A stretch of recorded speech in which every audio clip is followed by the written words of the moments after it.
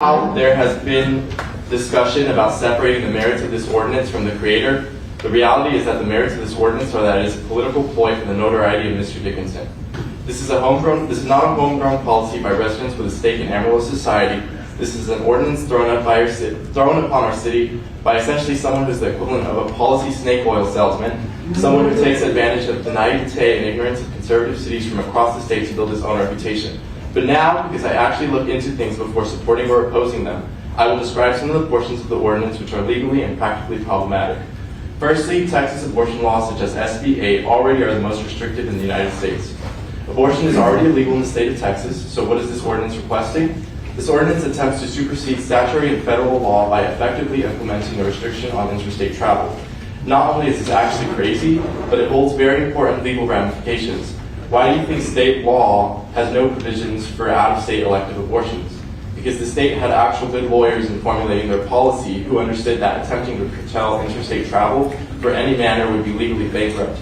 Even if the enforcement mechanism is through civil suits, and even if the mother is not held liable for her abortion, and even if the government has no direct involvement, this ordinance still presents the opportunity for legal challenges on the claim of restrictions to interstate travel, a constitutionally recognized right. The ACLU and other political PACs will be eager to jump on this case, just as they did when this was the Merrick Smith-Erneston ruling, and our city will be forced to bear the burden of the legal and reputational costs associated with defending this policy. This by no means is in the function, scope, or realm of the city's responsibility, something which a town with 4 Republicans and a cow correctly understood. I'm referencing the Clarendon decision. Respectfully, I would have never seen a more legally poor attempt by any municipal government, and I would never expect my city, which I value so much for its practicality, to be the potential arbiter of such a horrendous, unproductive social policy. Thank you, and I yield my time.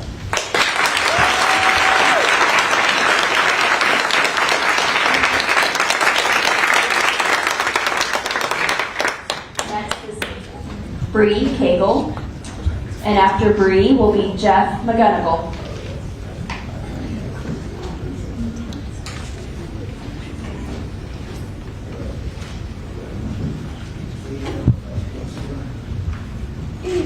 My name is Bree Cagle, and I've lived in Amarillo my whole entire life, 31 years. Is your intention to preserve the freedoms in our city or to make it a Christian one? Because it cannot be both. Thomas Jefferson once said, "It does me no injury for my neighbor to believe in 20 gods or no God. It neither picks my pocket nor breaks my leg." The idea that life begins at conception is one of faith, not fact. Whether you think contraception, abortion, or any other medical intervention is moral or immoral is one of personal belief, not fact. Supporting anti-abortion legislation backed by your faith is just as un-American as legislation requiring Catholic Mass or that all women wear hijab. An elected official, it is not your place to impose your personal beliefs onto others or to dictate their choices about their bodies and their lives. Bodily autonomy and individual liberty are a cornerstone of our democracy. The founding father, Benjamin Franklin, famously wrote an abortion recipe and added it to a textbook he widely distributed across our country. In fact, abortions occurred legally and were not uncommon when the Constitution was written. And though it isn't explicitly stated in the Constitution, neither are our rights to vote or to marry. Instead of pursuing punitive measures that only serve to further divide our community, let's talk about historically proven methods we already know reduce abortions. And that's to reduce unintended pregnancy.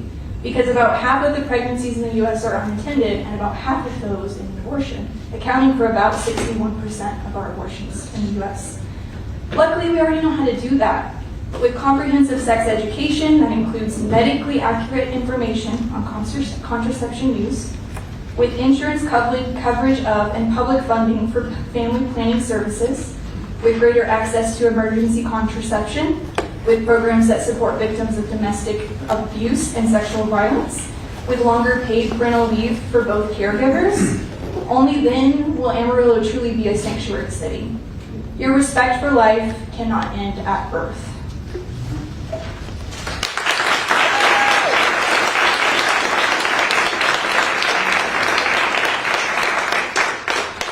McGonigal, and on deck will be Parker Kirshen. Jeff McGonigal. I've been in Amarillo for about 4 years. I visited Canyon when I was 16. I've got a poem there, Mayor, today. Also, Mr. Tips pointed out that, and he confirmed that I am the non-mayor of Amarillo, the non-mayor. Maybe we can vote on that at the end. I think I am. But we're not who we think we are. This poem's titled, Take It to the Limit, Now's the Time. I had to kind of adjust this because the Eagles wouldn't mess with me. To the council, those in attendance first of all, to the council, those in attendance online, delayed, actually the all, I honor, respect, and have gratitude for your excellence. May we, the all, wake up to our full potential.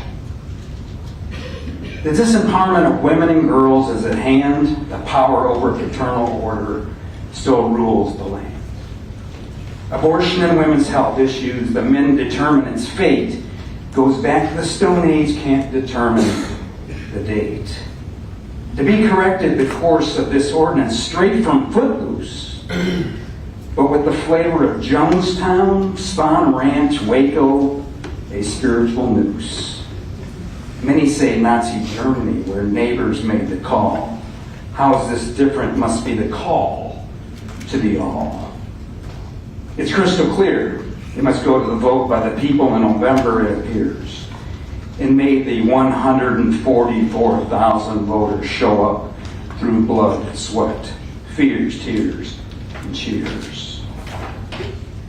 November 5th, 2024 may be the most significant vote the city has seen. It's a determination of being a lion or sheep, nothing in between.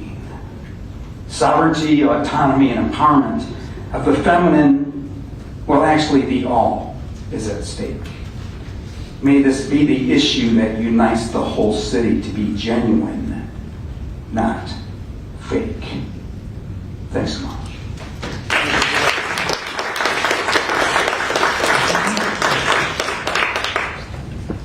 Parker Kirshen, and on deck will be John Barrett. I have a hand up this time. Yeah, come forward and give the description during the month. Okay. It's a list of some of the things that I'm going to go over in my speaking portion.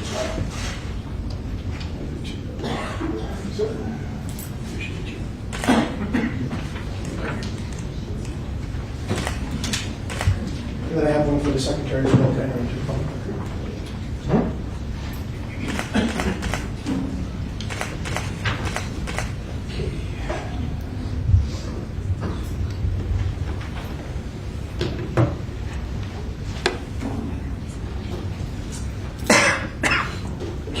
Name is Parker Kirshen. I do not reside in Amarillo, but I do work here.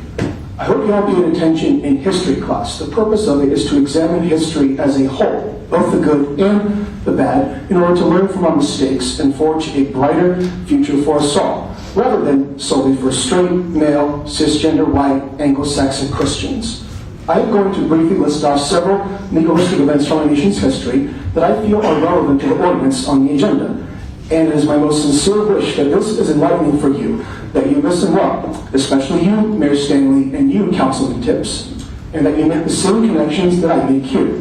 I encourage y'all to peruse these readings at your leisure and read up more on these items in future.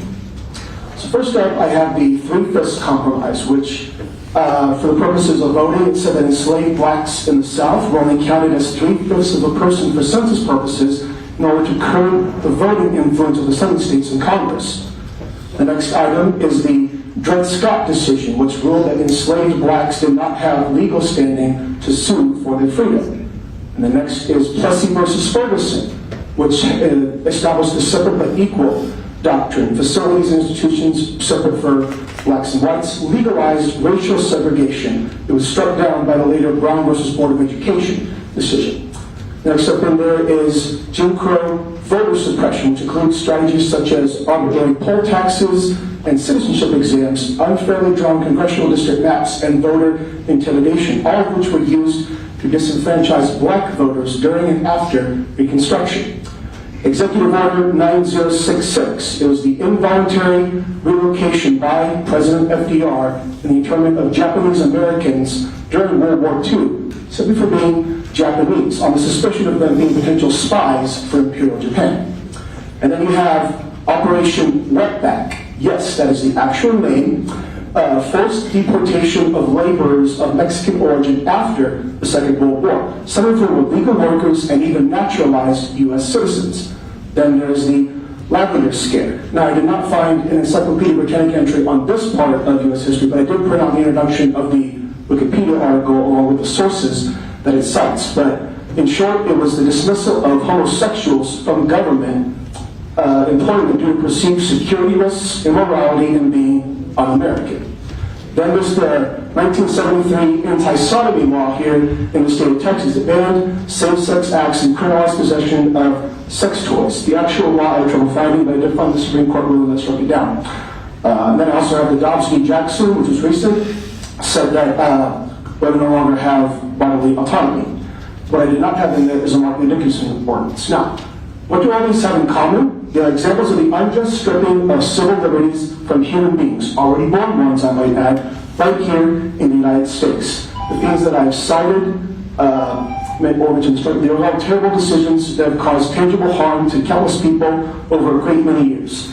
And the only appropriate thing to do with such parts of our history, as well as the ordinance, is to toss them right here in the trash. Relegate it to the dustbin of history, never allowing ourselves to backslide democratically. Thank you, sir. The world is watching. Appreciate you.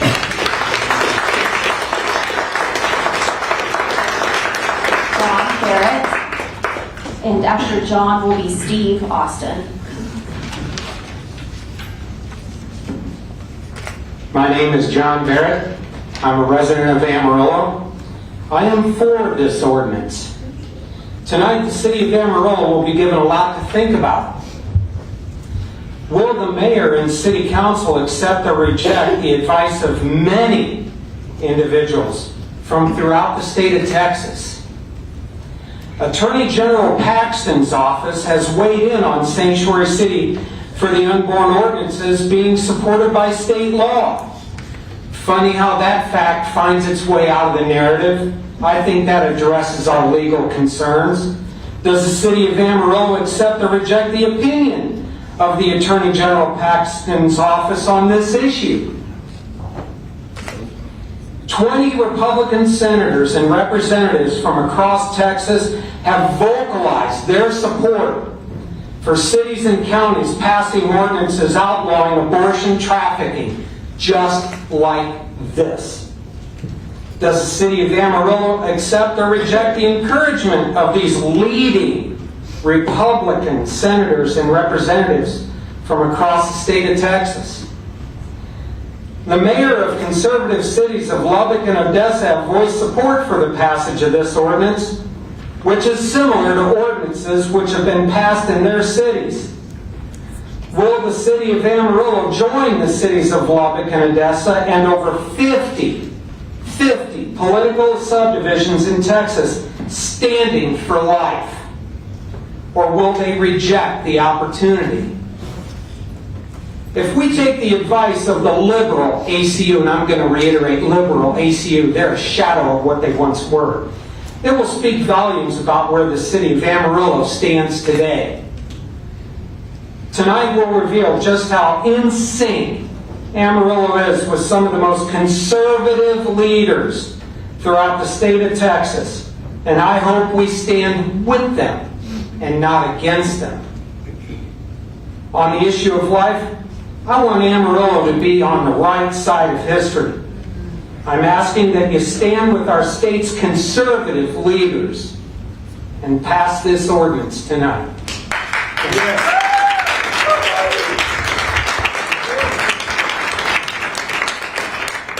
Steve Austin, and after Steve will be Carmen Seberg.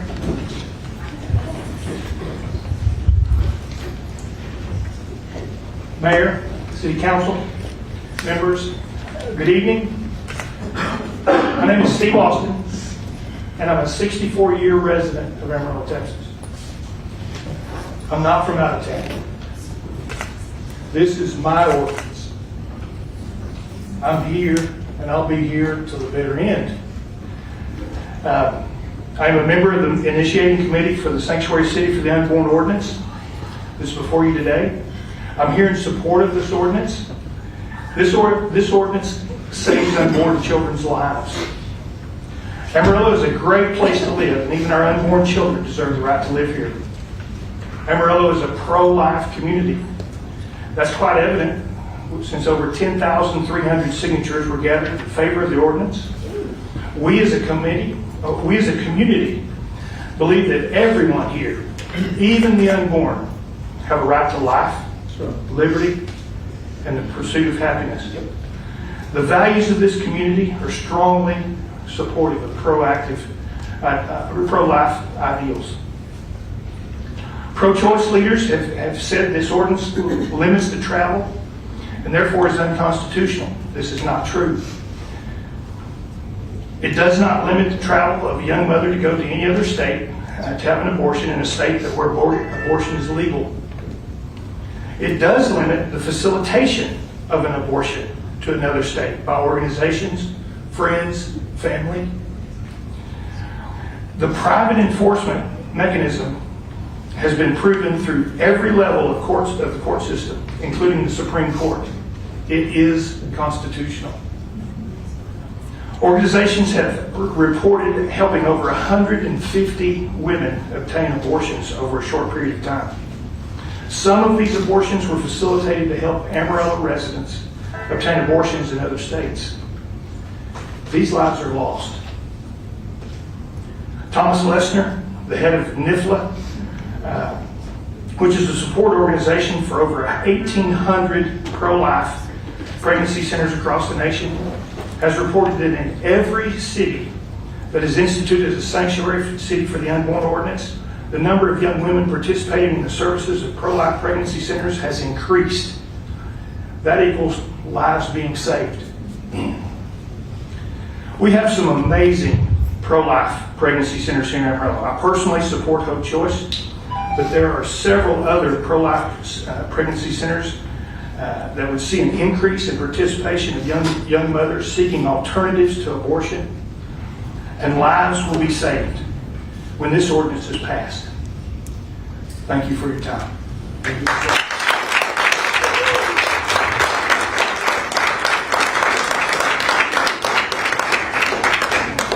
Carmen Seabird, and after Carmen will be Mandy Moonland.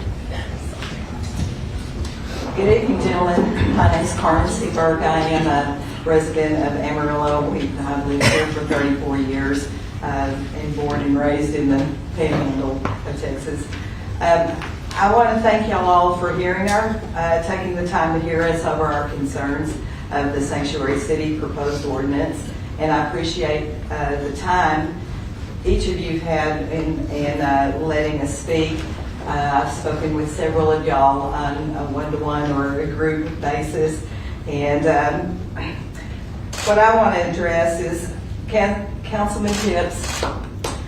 I met with you and a group of other concerned citizens. There were 4 of us and yourself in early February to discuss the ordinance. You mentioned something that has troubled me ever since. You voiced you had no knowledge of the proposed ordinance and had no idea where it came from until it was placed on the agenda last fall. And that was October 24th of 2023 when we had our first marathon night here. However, I must disagree with this statement. From my understanding, there was a meeting on or about December 21st, 2021. Then on May 24th, 2022, you spoke to the former council where you threatened lawsuits over the Civic Center, spoke of Project Destiny, and you did not understand why this sanctuary city for the unborn was not considered as something you called positive for our city. Several weeks after this meeting, you filed a run for the city council.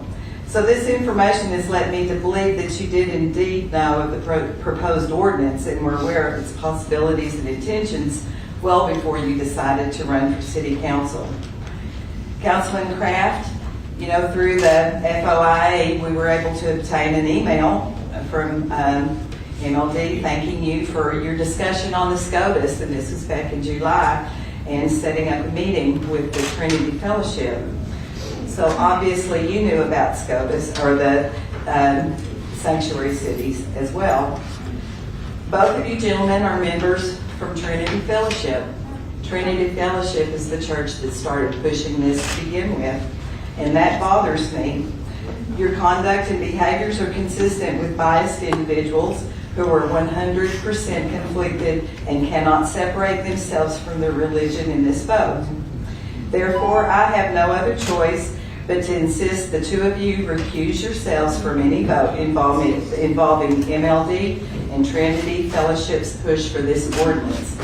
I am 100% against this ordinance and what it represents. Thank you.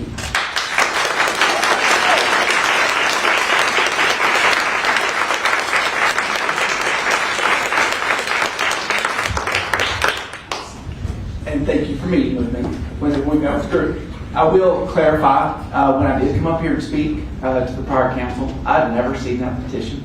Or not petition, I'd never seen the ordinance before. Still hadn't until it was put on the agenda. Hadn't seen it. I knew it was an issue. So when I met with Mayor Nelson, she requested a meeting with me after I got up and spoke. I'd still never seen it. She didn't show it to me or anything like that. So I had never seen it. So just to speak to that, it made it sound like that I didn't tell you the truth. I never saw it, never until it hit agenda here. That's the first time I'd ever seen it. So, wanted to point that out to you. Appreciate it, Councilman Tipsy. Thank you, ma'am. Thank you. Appreciate you. Mandy Moon Land. And next after Mandy will be Ryan Brooks. Hello. Thank you for your service. My name is Mandy. I've been born and raised here. I live in Potter County. I kind of wanted to... Mandy, would you move that mic a little closer to you? Thank you. Is that better? Yes, ma'am. I just kind of wanted to bring up a statistic from letthemlive.org. It says that 73% of women that choose to have an abortion, or that think that it's a good choice, has a financial burden, whether it be from abandonment or whatever dire need she has. That being said, I think that an oppressive system gives women the option, or the thrill of having that abortion as an option. That's an oppressive system. To say that 73% of the women are choosing this in very difficult circumstances, and to have that choice thrown in their face is oppressive to me, and that's just a personal opinion. That being said, hunting them down and not letting them travel, and also not letting them have proper counsel is very draconian, and it's a dictatorship. So it just perpetuates the oppressive system that we already have when it comes to women and their choices.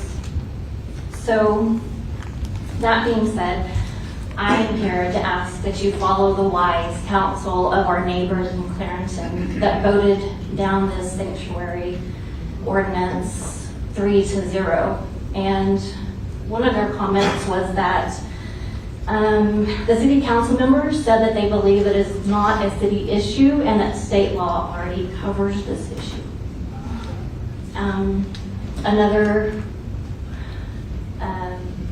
Another quote that was in the same article, it's from the Austin American-Statesman. Abortion has nothing to do with running the city of Clarington, also the city of Amarillo. We elect our mayor and our city council, and then they hire employees to do important things that affect our daily lives. These are the things that the city council should be focused on instead of wasting their time on an issue that the city literally has no control over. But instead of dealing with our real city issues, Dixon and his followers are hijacking the city agenda, forcing people to take sides and creating stress that is unwarranted. So I see this as none other than just an election year shenanigan that's going to divide our city and also take the rights away from many of our citizens. Thank you. Thank you.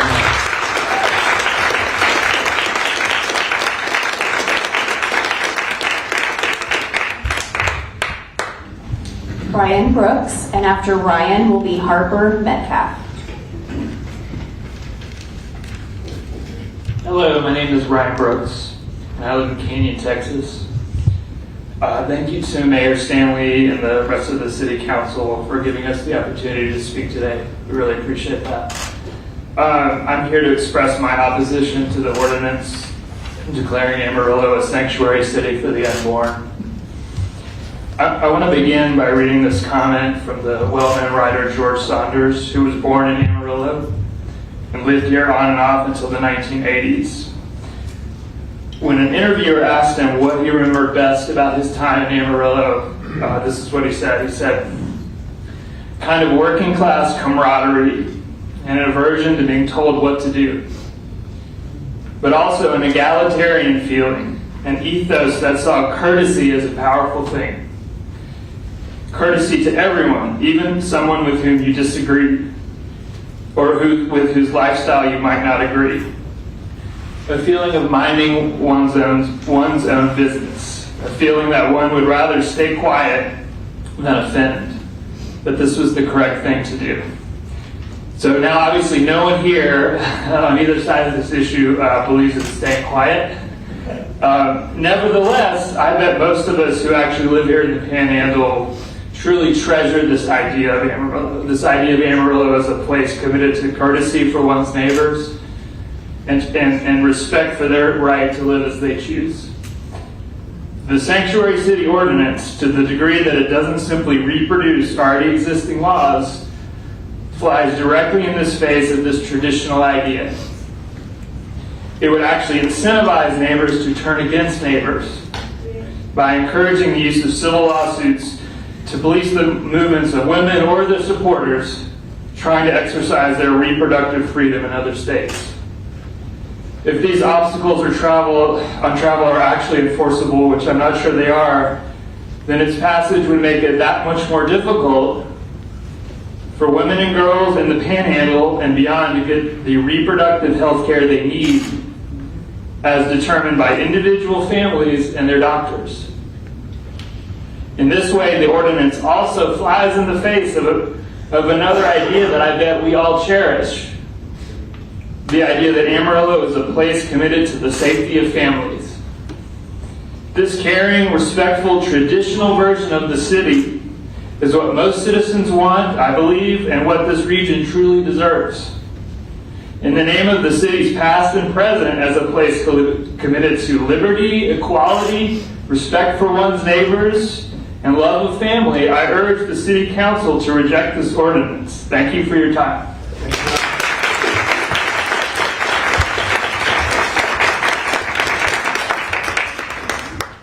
Harper Metcalf, and after Harper will be Emily Nance. Good evening, Mayor, Council. Thanks for having us again. My name is Harper Metcalf. I'm a resident of Amarillo. Tonight, I'll be reading a statement from a local doctor who isn't able to be here today. Dear Amarillo City Council, as a lifelong Texan and now an ER physician here in Amarillo, my support of abortion care stems from a fundamental belief in prioritizing the health, safety, and autonomy of individuals seeking reproductive care. In my experience, I've seen the complex and often critical situations that bring women into emergency rooms. Rape, life-threatening ectopic pregnancies, extremes of age from 14 to 40 years old. I have delivered non-viable fetuses and carried dead full-term babies to first-time mothers. As seen by the current actions of the Texas Supreme Court, when these services are restricted or inaccessible, it can significantly endanger the lives and well-being of pregnant women.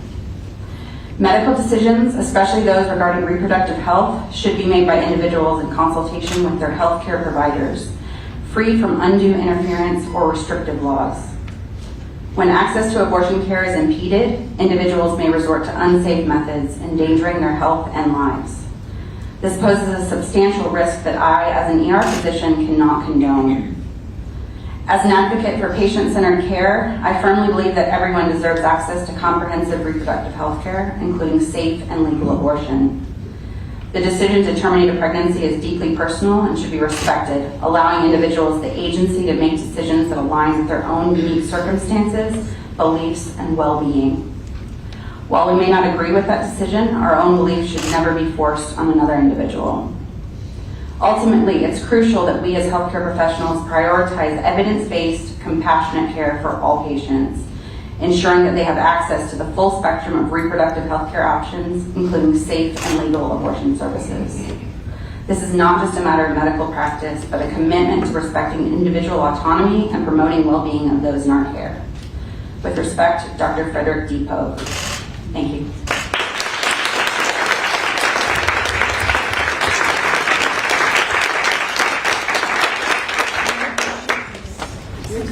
Emily Nance, and after Emily will be Jack Thurmond.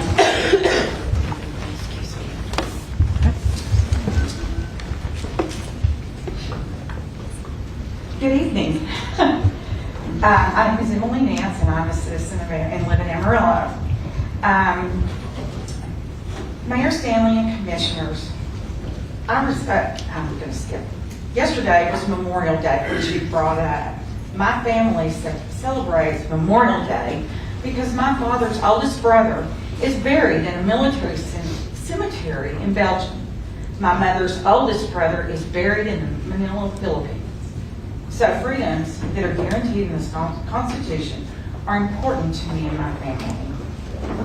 Today, you are considering limiting those precious freedoms that they fought for. The U.S. Constitution and Supreme Court recognize and protect the right to interstate travel. The travel right entails privacy and free domestic movement without government abridgment. When you ran for office, none of you were pro-Amarillo. Let's tout Amarillo. You support Amarillo. Never were you going to ban the citizens of this city from interstate travel. This ordinance is unnecessary, unenforceable, and bad for Amarillo. I encourage you to vote no on this unconstitutional travel ban. Thank you.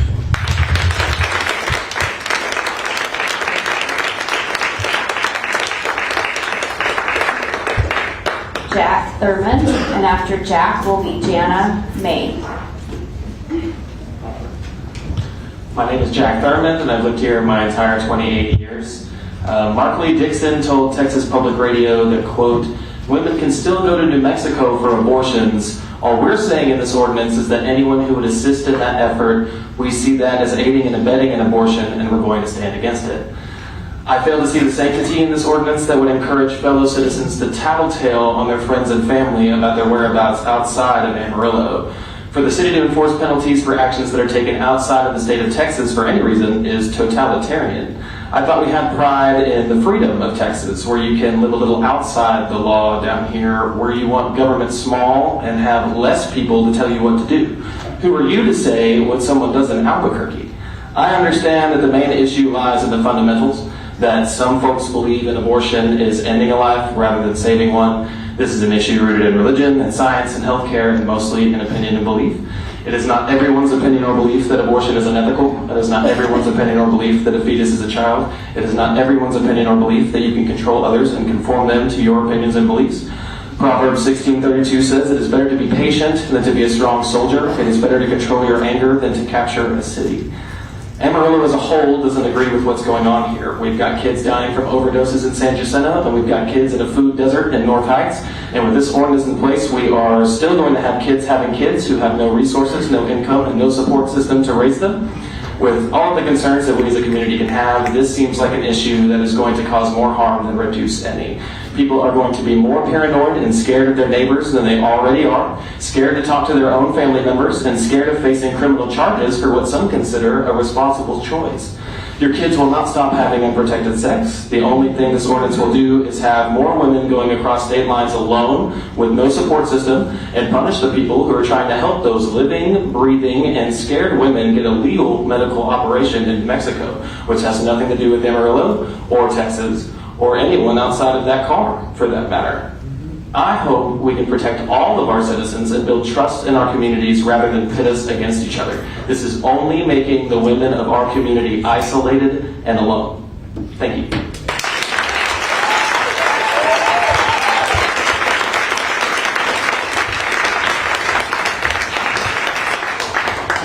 Gianna, Jana May, and after Jana will be Kim Schrader.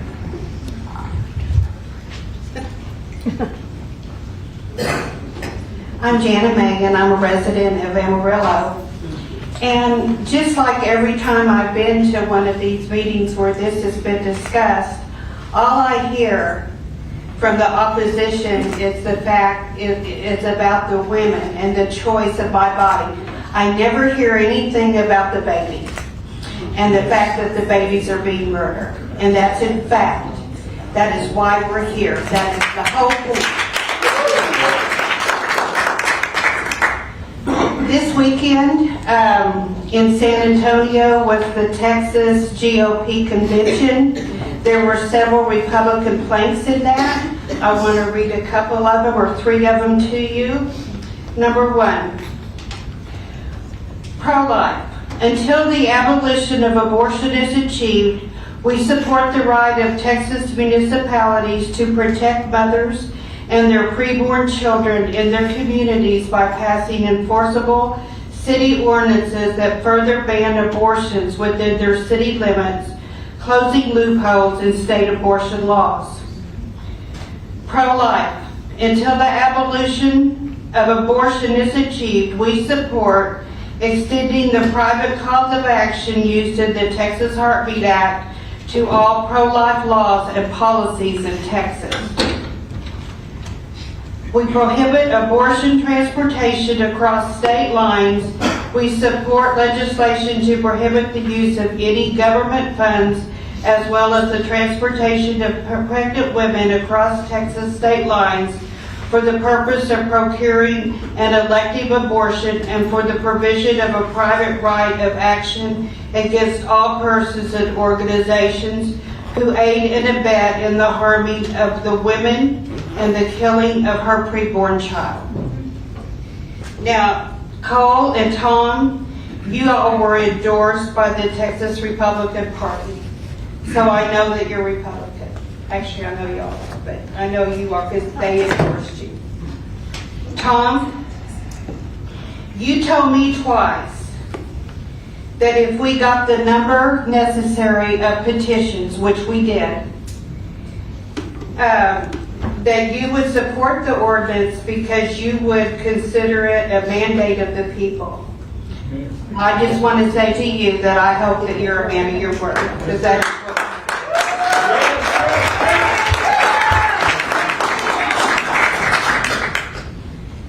thanks to the joint law enforcement, and this is from the Alliance for a Safe Texas.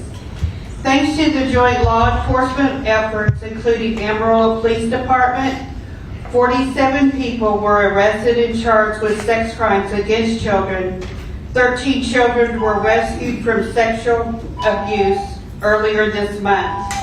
And 13 arrests were made in connection with suspected trafficking and alleged prostitution. Thank you. Thank you, Ms. Janet.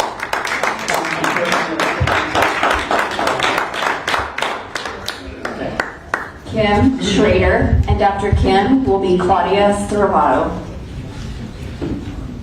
Good evening. Afternoon. My name is Kim Schrader. I've had the pleasure of getting to know some of you over the past few months. I have been a resident of Amarillo for 40 years.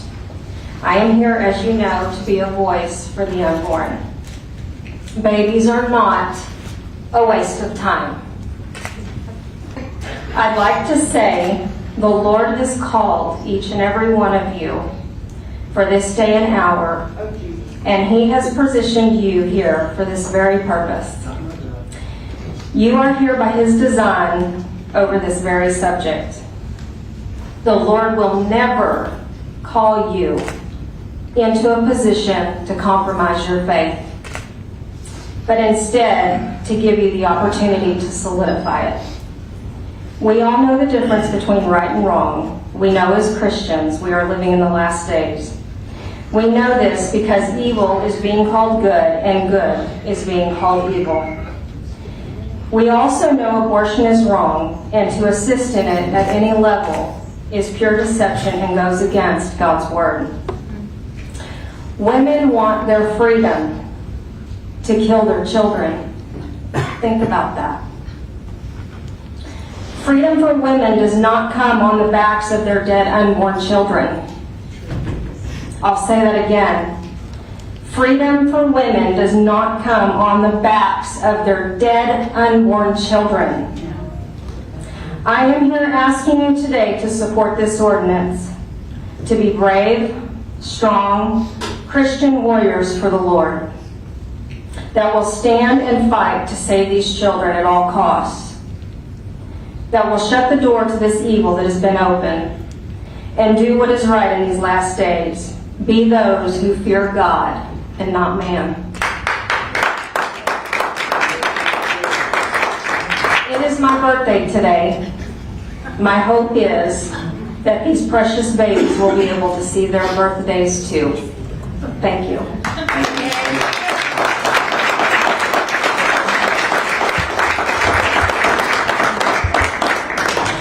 Claudia Stravato, and after Claudia will be Jennifer Roberts. Before Ms. Stravato starts, I would ask just to remind everyone, we've done a great job so far. I want to make sure we continue with respect and honor as people are speaking, whether we agree or disagree with them. Ms. Stravato, how are you today? 2 thumbs up. My name is Claudia Stravato. I've lived in Amarillo since 1971. I'm not speaking on behalf of any organization. Only, I think, am I speaking for women who lived before Roe v. Wade, as I did, and saw our mothers, our sisters, our aunts, and our best friends die because they did not have access to the medical procedure called abortion. They had to rely on illegal and unsafe practices. The result of those unsafe practices was that botched abortions, back alley abortions as you would, was one of the leading causes of the death of women prior to Roe v. Wade. I want to thank you first for paring down the petition ordinance to a restatement of state law. That's only logical and sane. And this entire issue has got nothing to do with the operation of city government. We should be talking about program management for bonds.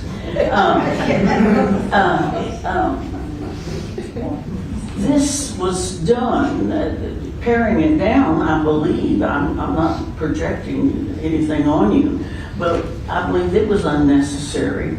But it's to appease a group of religious extremists who I respect, but who have no other issue. Because they are committed to imposing their personal religious beliefs on everyone else. A few months ago, I provided each one of you with a list of all of the faiths, and that includes Judaism, Christianity, Muslim, Buddhism. There are other religions in the United States. I provided you with a list of those faiths that supported abortion, the use of abortion as a medical procedure. Our founding fathers came to this country to escape what we're experiencing here now. They came for religious, to escape religious persecution. And we practiced their spiritual beliefs the way that they were raised, the way that they believed. Yet as a city, we are being accosted by those who would dictate their religious beliefs on all the rest of us. Using city government to achieve religious goals is a violation of the separation of church and state.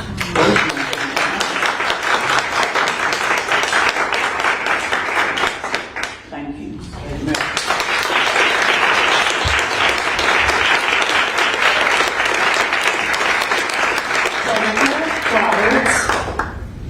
And after Jennifer will be Nathan Smith.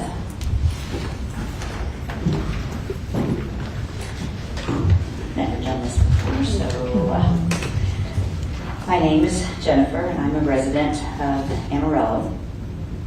And as Steve already stated, I'm for this ordinance, and this is my ordinance. It's not something that was forced upon us by Markley Dixon. So I've had a lot of different thoughts as I've been sitting here. I volunteered to speak, not really sure what exactly to say. I've got a couple different options to go, but earlier we were listening to someone that came up and talked about hope as a dog, and we all thought that treatment that she described was inhumane. Yes. Within inhumane is the word human. We all felt compassion for a dog, and yet we're talking about a human when we're talking about babies. So I have pets, and they are pets. They are not humans. So I'm just trying to put that in perspective. And then, so dog versus preborn baby, kind of covered that. I have circled this. I have something that I was going to read, and I've just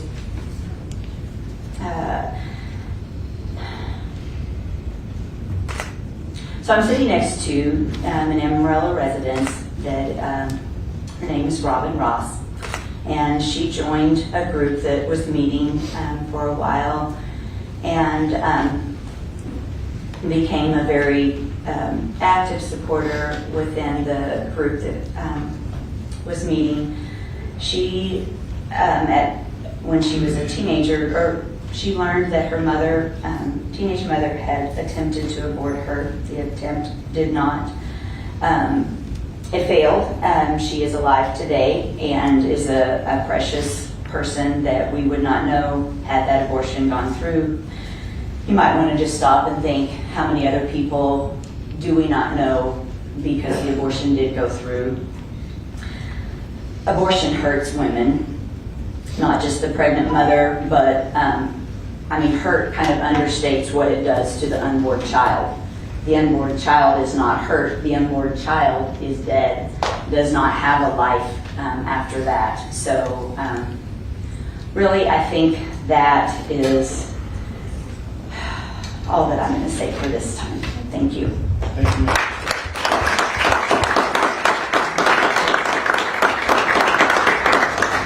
Nathan Smith, and after Nathan will be Jay Hobson.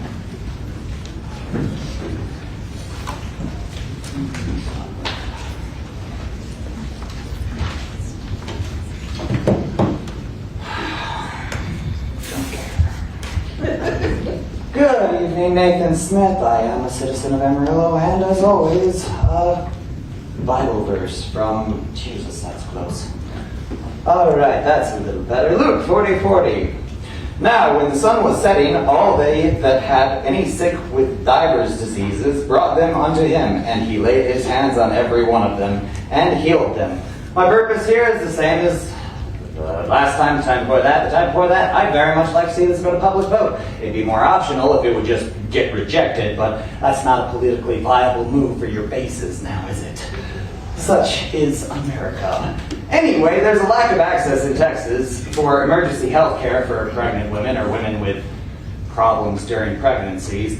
They just can't get treated if they need an abortion. Well, the Supreme Court said they can go ahead and die. The Supreme Court of Texas, after given permission by the Supreme Court of the feds. Anyway, so the way I see it, women are basically reduced to incubators by state law already. I can't imagine any purpose of adding extra sanctuary nonsense unless you have a demented brain like mine. I don't know, I can kind of see that. Well, if someone wanted to reproduce forcibly, it might behoove them to make sure that potential victims had no route of escape. What better way to prevent escape than turning civilian versus civilian? Hey, snitch on people over there so they don't pay attention for us over here. Granted, this wedge issue is a bunch of nonsense. We shouldn't be taking time on it. for sake, I at one point took an oath to protect our Constitution, and it's progressed numerous times since then, sometimes for more rights, sometimes for better. Gay people can get married now. Women are no longer people by law. Thanks, Supreme Court. That's a really weird thing. Yeah. So, anyway, we're backsliding into a Christian nationalist state, which is always fun, but they kind of mixed up the order of operation when you're trying to institute a fascist theocracy. You're supposed to take away the right to vote first. You left half the population with the right to vote after telling them they're not human. That's a bad idea. And the good news is that, yes, we live in Texas, so after we celebrate and prostrate ourselves to that flag after we fillet the Christian God, you are in a stand your ground state, which is what I'm saying is you have the right to protect yourself, and getting raped will now irrevocably destroy your life, because if you get pregnant, well, the state owns your body. But what you can do is you can shoot the potential rapist and then claim self-defense because we're a stand your ground state, and we can let the forced birth lobby and NRA lobby just kind of hash it out in court, because that tends to be how those things go. We love guns in Texas. We love God in Texas. I mean, some of us love God, and we all have different interpretations of God. I don't really have any gods. I worship a dude called Bob. He's a crackhead behind the tube totem on the street. Good guy. Anyway, by all means, let this issue go to vote. I know you can't outright reject it. You wouldn't get reelected or votes from your regulars. Well, let it go to vote so the rest of us can tell incels to fuck off. Thank you, Nathan.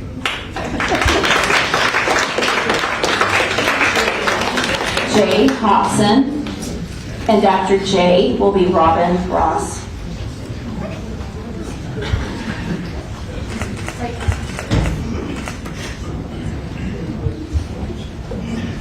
My name is Jay Hobson. I'm actually from Hereford.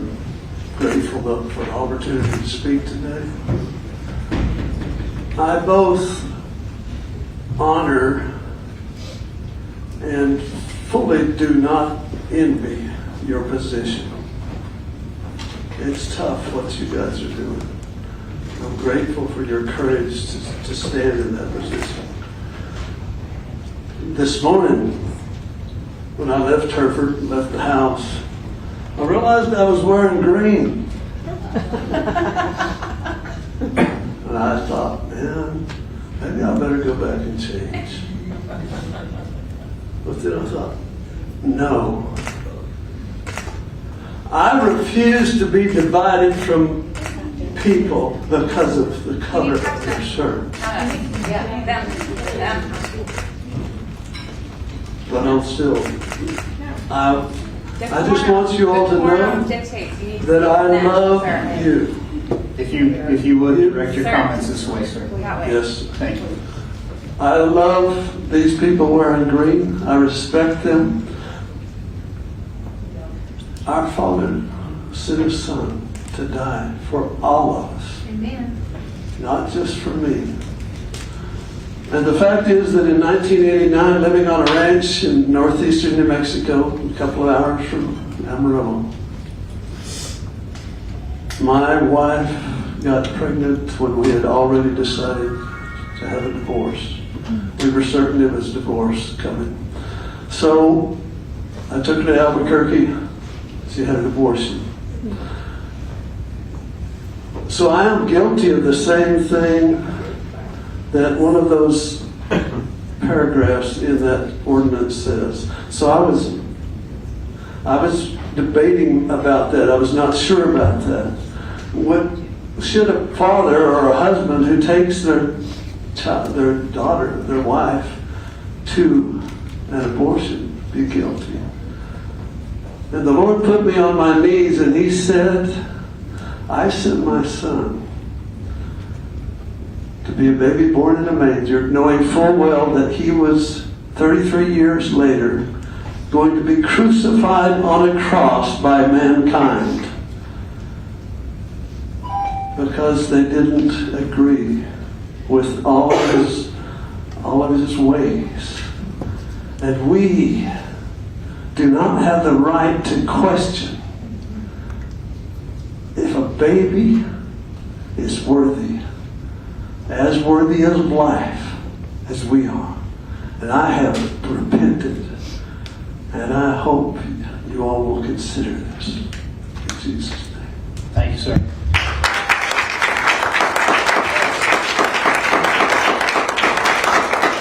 Robin Ross, and after Robin will be John Roberts.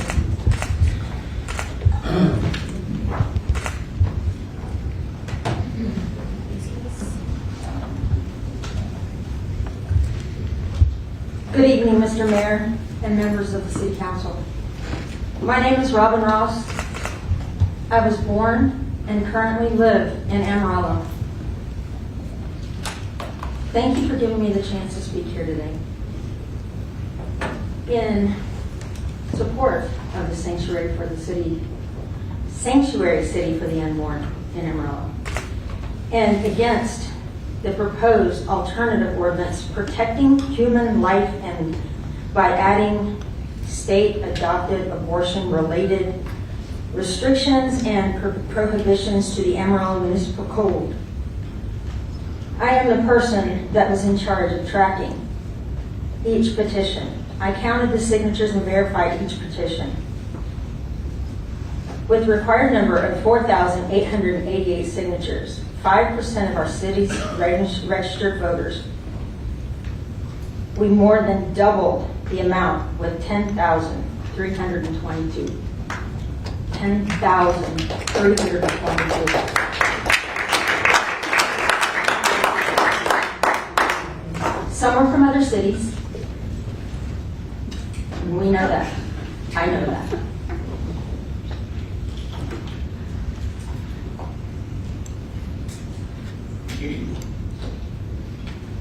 We not only met the requirement of 5%, but we exceeded 10%. Of the verified signatures, we surpassed that by 29%. Wow. Of the people that we received signatures from were also tracked by the person signing who was male or female, and we had approximately 60% women to 40% men. To all of those people that think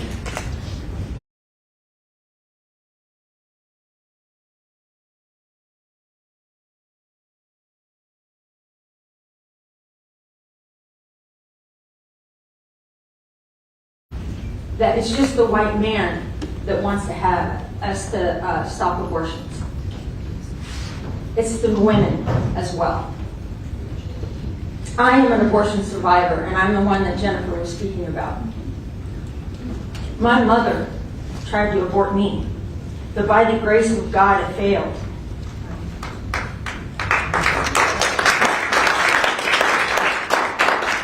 This shirt is a shirt from the United States ship. I served in the United States Navy for 21 years, and I made this ship. Every individual has the right to life.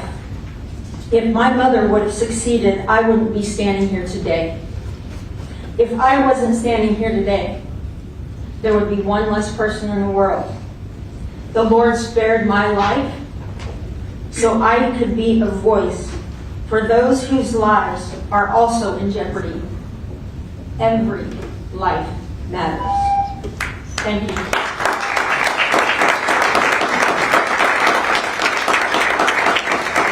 John Roberts, and after John will be Martha Sell.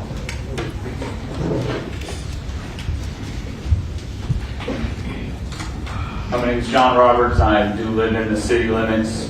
Tonight I'll be speaking in regards to the same thing, and I am opposed to this ordinance for a number of reasons. And so I would like to urge Mayor and City Council to take extreme caution in your decision making on this matter.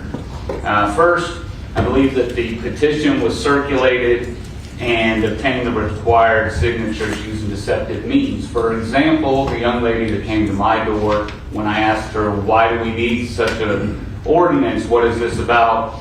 She stated it was to prevent the traffic of unwilling women to states to obtain an abortion against their will.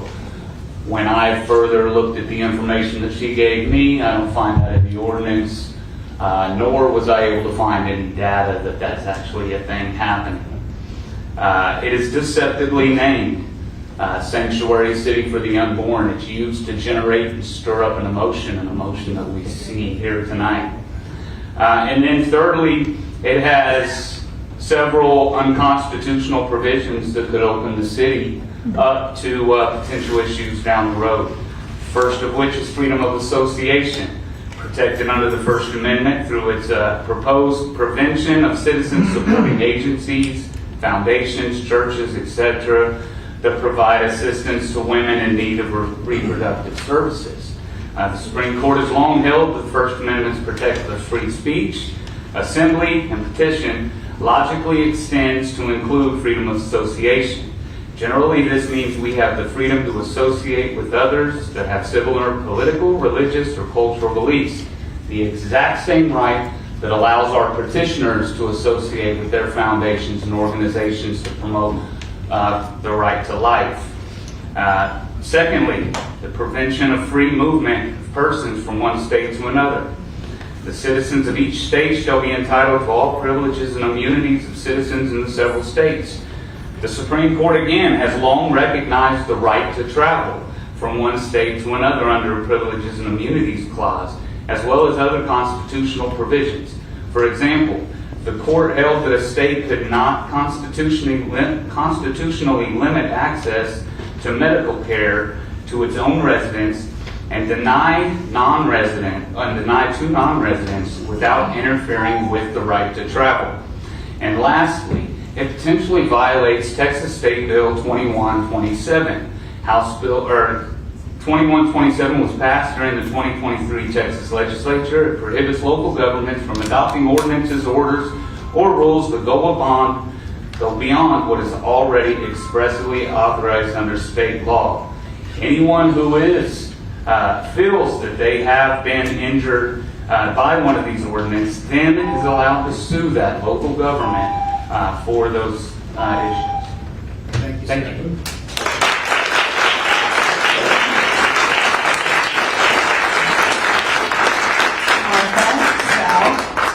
And after Martha will be Irene Hughes.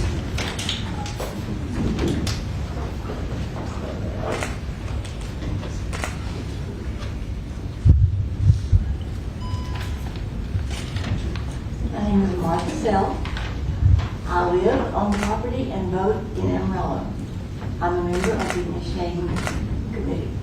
And the best thing about what I'm going to say is that it's short. Sanctuary city ordinances are not new. Already 6 counties and 52 Texas cities, including Lubbock, Odessa, and Gorman, have passed them.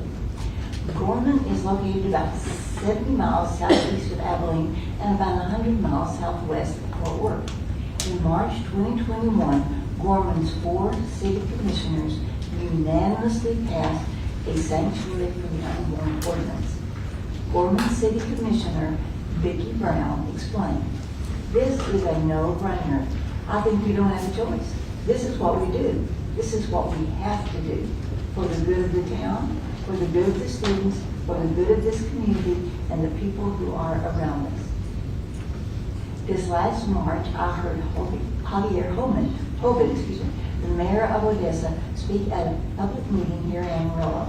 He told us how the sanctuary for the unborn ordinance had benefited his city. Commissioner Brown, Mayor Hoban, and the leaders of 50 other Texas cities have already gone through the process Amarillo is going through now. We must join these cities in protecting our most vulnerable citizens and pass the ordinance.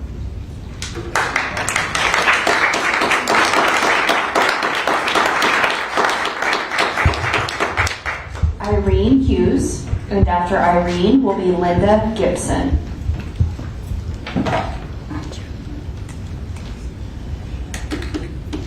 My name is Irene Hughes. I'm a resident of the city of Amarillo. Today we're in a battle between light and darkness, good and evil, righteousness and unrighteousness. This battle will determine what life looks like in Amarillo, Texas for generations to come. The opposition say they are pro-choice. I too am pro-choice. Every man and woman has the choice to plan ahead and act responsibly concerning sex. Every man and woman has a choice to not jeopardize the woman's life and both of their mental wellness. Every man and woman has a choice to protect life after it has been created in the womb. These choices are good choices that need to be made.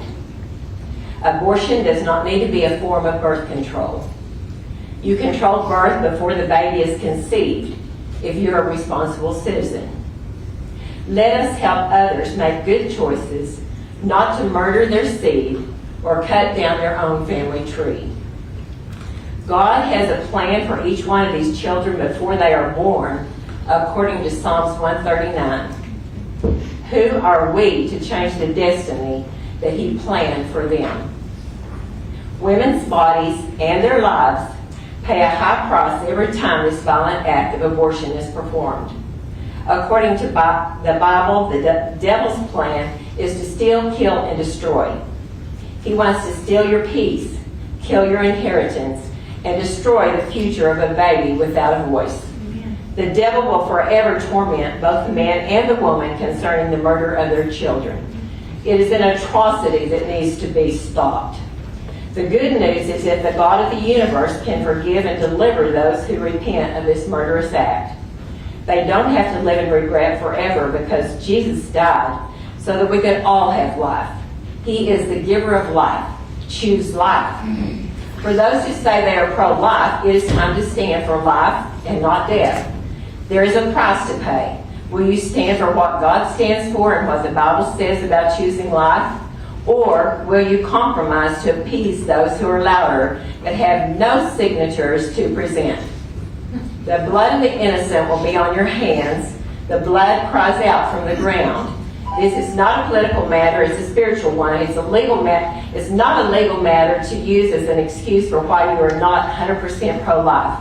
Today is the day to start saving lives.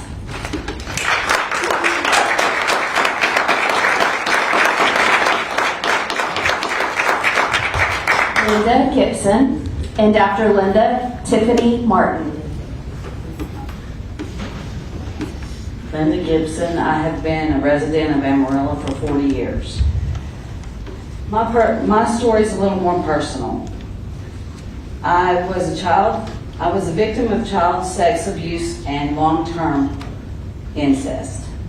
I started being a victim at 9 years old, and the abuse continued until I was raped at 15 by my biological father. At the time, I was also being abused by my biological grandfather. Now, I can tell you as a 15-year-old, had I been pregnant by my own father, I would have felt like I was carrying the devil's seed. I don't think I could have delivered the horns. So this is very personal to me. I was very blessed that my father had a vasectomy before he raped me. Okay, I have since found out that I've raised my children. They have been sexually abused. I have grandchildren who have been sexually abused. So until you can stop rape and stop incest, leave women's bodies alone. We know what's best for us. You take victims. A rape kit in and of itself is a further assault to a woman's body, because then again you have to assume the position and have other people look at you. So this is such an overreach. And in Lubbock, they are now stopping people heading towards the New Mexico border to see if there are any women of childbearing age in the car. That government overreach is already happening there. I have a daughter-in-law who miscarried. It was a wanted and loved pregnancy. She miscarried. Well, at first they thought it was twins, and they called it a disappearing twin. Okay, well then they didn't find any heartbeat. And so then she goes to her doctor. Nobody wanted to do anything because they wanted to make sure. She had 5 sonograms. And now she couldn't get the help. In her mind, she's thinking, oh my God, I'm going to die of sepsis. There's dead material rotting inside of my body. I'm going to die of sepsis. So now I will have no more grandchildren because she couldn't get the medical help under today's, the way things are, until they had to make sure before she could get anything that was medically necessary.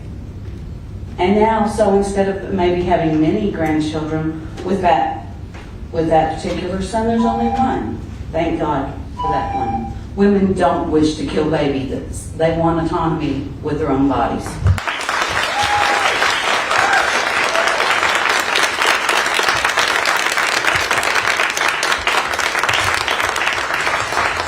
Tiffany Martin, and after Tiffany will be Peggy Thomas.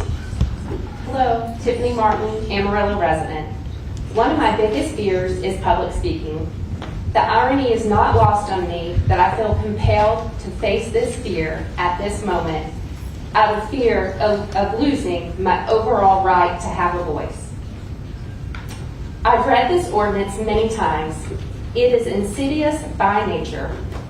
While not stated, clearly a key objective is to silence women. This ordinance does not stop a woman from traveling out of state alone and unaided to have a legal abortion.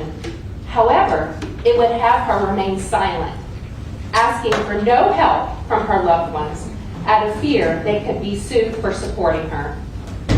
The authors of this ordinance must know that many women's reasons for seeking an abortion are very compelling. This group surely understands the power of media, as they use it frequently. It can't be lost on them that seeing the pain on real women's faces as they speak about their own personal situations is powerful. I believe they fear that these stories could make people question their stance on abortion and sway public opinion further away from their cause. I think they may be particularly fearful of stories that show how medical exceptions for abortion bans don't work. As the medical exception parachute is unfolded in Texas, we see that doctors and patients aren't in charge of the ripcord. A well-known example is when Texas Attorney General Ken Paxton threatened to criminally prosecute any doctor who provided an abortion for Kate Cox, a Texas woman with a non-viable pregnancy and whose uterus was at a higher risk for rupturing. Mr. Paxton chose to override Ms. Cox's medical team's assessment and treatment plan and a lower court's ruling that deemed her abortion was medically necessary to help protect her fertility and health. Mrs. Cox left Texas for the care she needed. Her story made national news, from Time magazine to all the major networks. Would I know of Mrs. Cox's story if she had lived in the so-called sanctuary city? It is difficult to imagine anyone wanting to silence her with the threat that her husband could be dragged into a civil court for helping her leave the state to preserve her fertility. But that is exactly what this ordinance promotes. What about the voice of the rape victim? Will even more rapes go unreported if this ordinance is adopted? Rapists steal a person's sense of safety, autonomy, and trust in others. I ask that you offer no support to a group that is willing to steal a victim's voice as well. The systematic suppression of women's voices cannot be tolerated. We must not let this group use Amarillo's name in any capacity to continue to promote their views that attack this pillar of democracy and the very embodiment of freedom. Thank you, ma'am.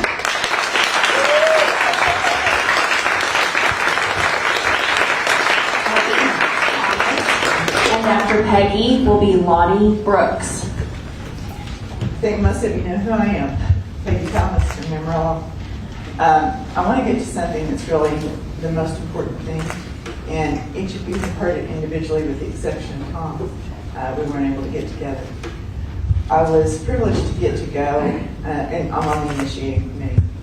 I was privileged to get to go to Washington, D.C. as a delegation to support Judge Kaczmarek's ruling on mifepristone. I learned a lot more about it while I was there, and I'm even more against it now than I was before, especially it being sent in the mail, and it can be sent into Amarillo. These women don't always know how far along they are. It's often young girls, and they aren't sure how far along they are. They think they're under 10 weeks, but sometimes they're much farther along than that.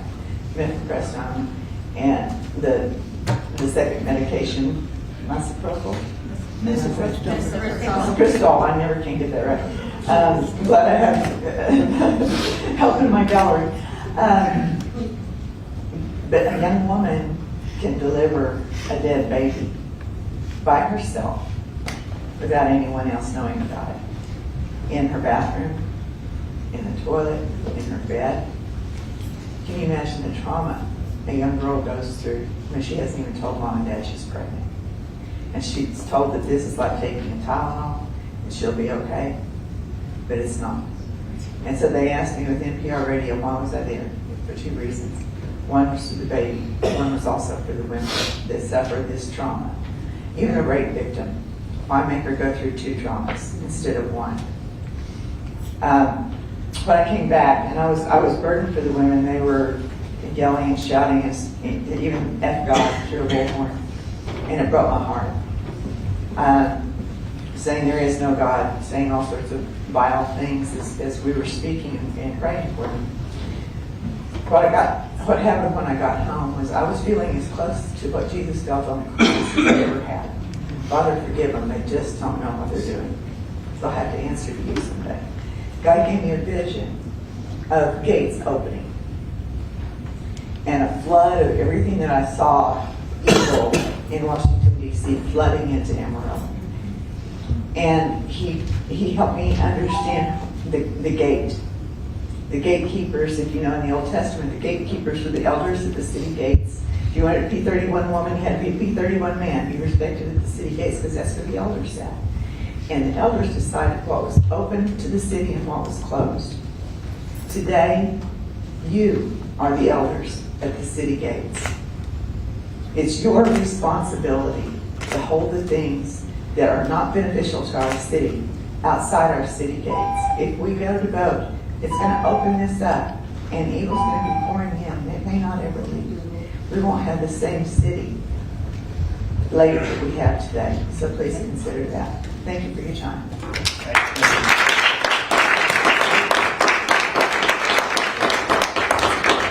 Lonnie Brooks, and after Lonnie, Carol Ann Stewart.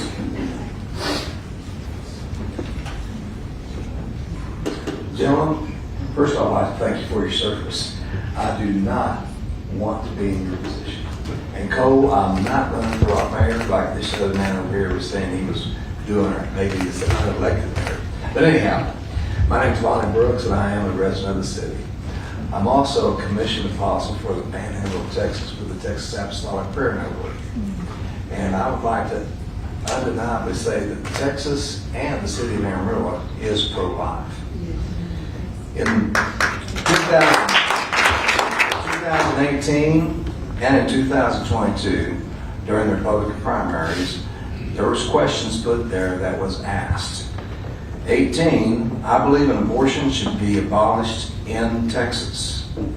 Yes or no vote? Potter and Randall County both voted overwhelmingly to vote against, or say I believe that abortion should be abolished in the state of Texas, to the tune of 74% and 70%. In 2022, the question was brought forward again, but it was stated a little differently. This proposition gave us a chance to vote one more time for or against, and the statement was Texas should enact a constitutional amendment to defend the sanctity of innocent human life created in the image of God from fertilization until natural death. And once again, Potter and Randall County overwhelmingly voted for that proposition. This time it was much greater, 88% and 86%. So, I personally think there's no reason for a public lawmaker to stand in opposition to any effort that seeks to end the murder of unborn children. We call it abortion. But they're made in the image of God. And I'm going to leave you a couple more verses here. In Jeremiah 1:5, God told Jeremiah that before I knew you, before you was formed in your mother's womb, I knew you. And before you were born, I consecrated you.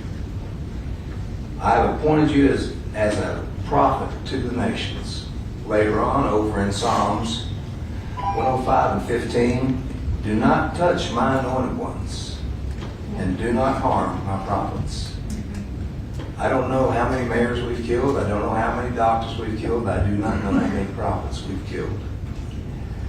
But it's time to turn that around, guys. Thank you.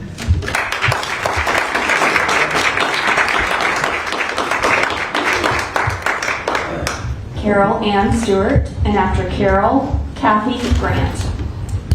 Hello, I'm Carol Ann Stewart, and long-term resident of Amarillo, Texas. And even though abortion is outlawed in Texas, there are loopholes that need to be closed. This ordinance is an attempt to close those loopholes, to protect mothers and unborn from abortion. Proverbs 24:10 and 12. If you falter in a time of trouble, how small is your strength? Rescue those being led away to death. Hold back those staggering towards slaughter. If you say, but we knew nothing about this, does not he who guards your life know it? Will he not repay everyone according to what they have due?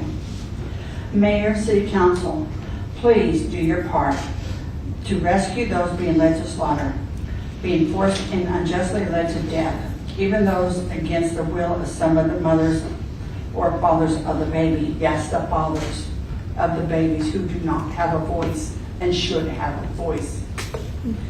You are good and admirable men, and you have a chance to stop this battle over Amarillo by agreeing with the petitioners that voted for the sanctuary for unborn children and trafficking of minors, especially against their will to have abortions,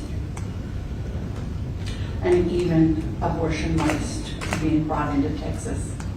I respect your time. You have many to hear from. Just remember, you may be our elected officials, but you're citizens of Amarillo too.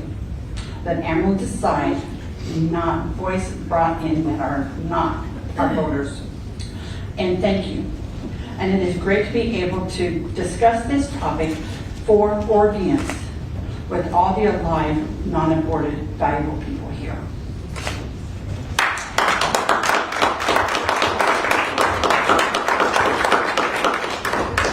Kathy Grant, and after Kathy, Cassie Mendoza. Hello, guys. Good to see you again. We've all met, except for you, Ron. I don't think we have, but can you hear me here?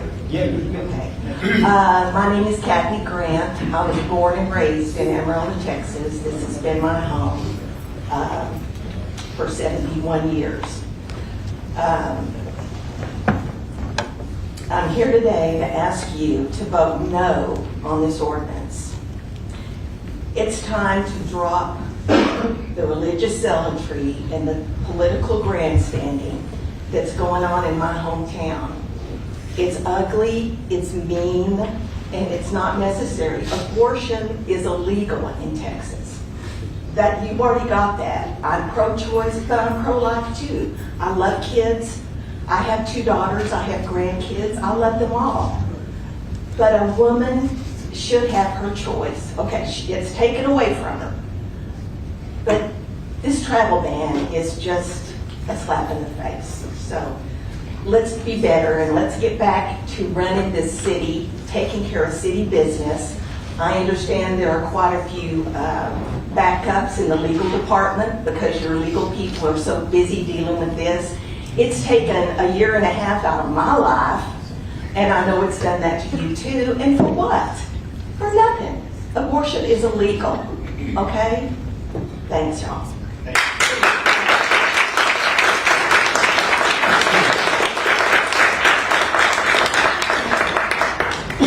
Cassie Mendoza, and after Cassie, Jesse Brummer.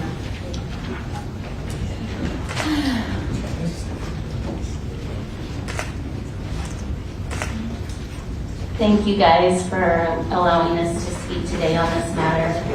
I definitely want you to know that I don't, as many of our pro-life people have said, we don't envy your position. It's a very hard decision that you have to make. And know that I appreciate that time, but I also pray for you on the daily. That being said, I'm going to go ahead and stay in my lane, and I am going to talk from a very biblical perspective because that is my lane. If you guys know me, you know that I represent unity in the community.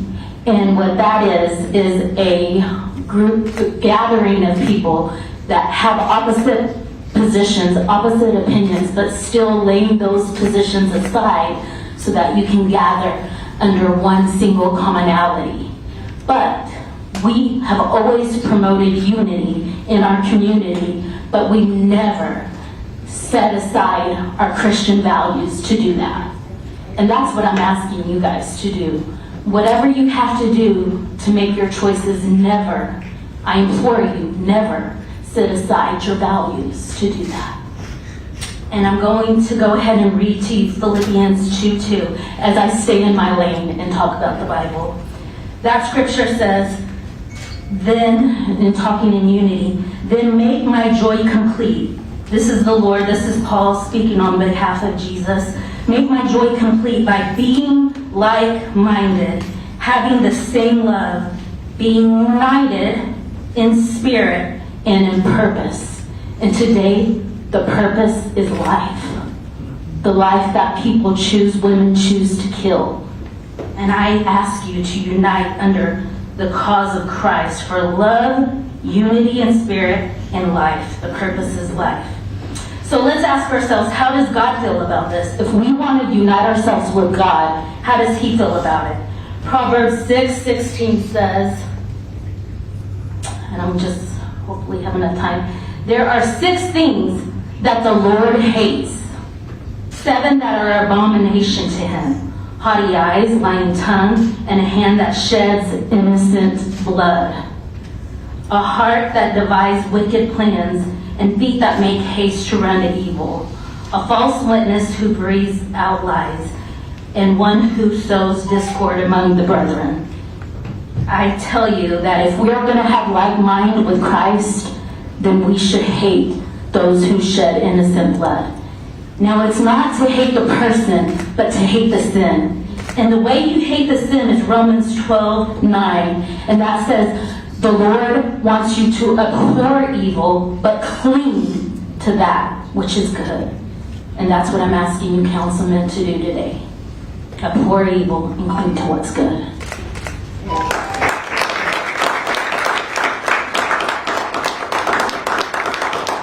Jesse Bremer, and Dr. Jesse Brandon Martinez.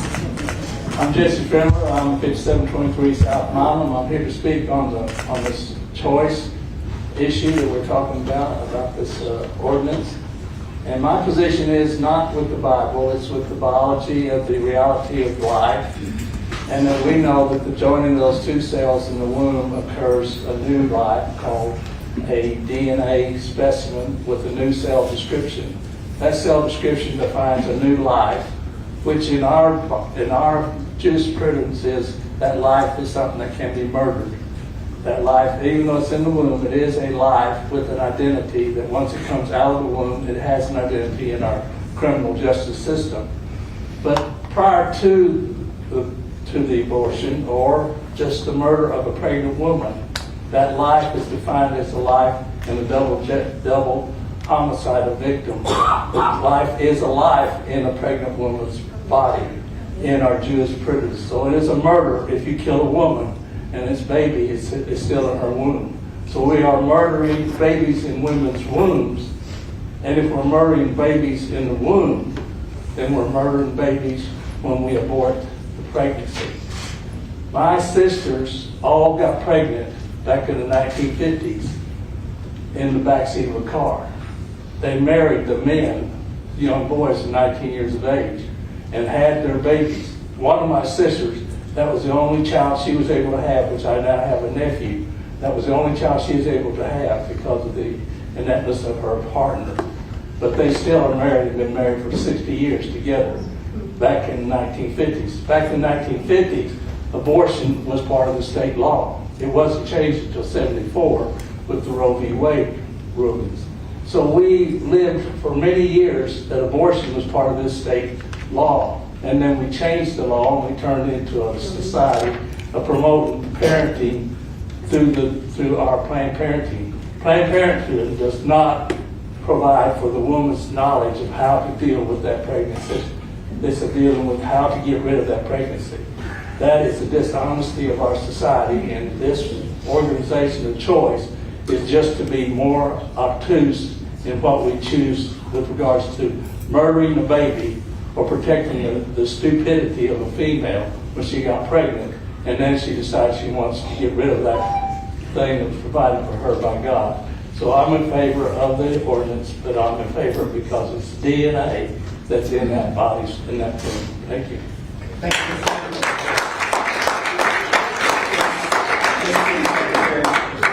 You got a few more names that have signed up? You that signed up after 3 Okay. o'clock. I'm going to ask if we would hold on for just a second. We're going to take a 15-minute recess, let everybody use the restroom and stretch their legs. We'll come back in. We'll try to finish public comment and then move on. Thank you. Well, I'm going to put this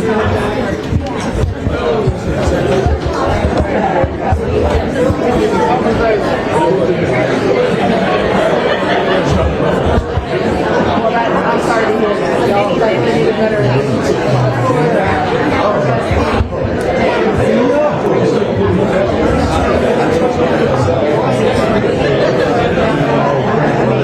That's on here. We're in Amarillo, and I hear they're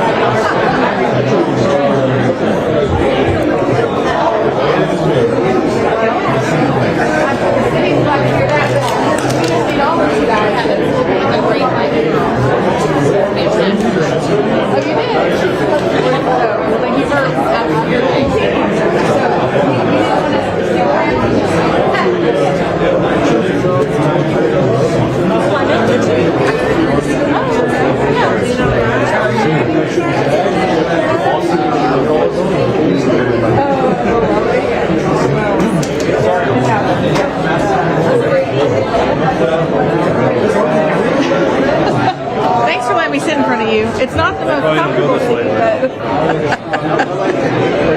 I'm like, yeah. Equal cramps for different reasons.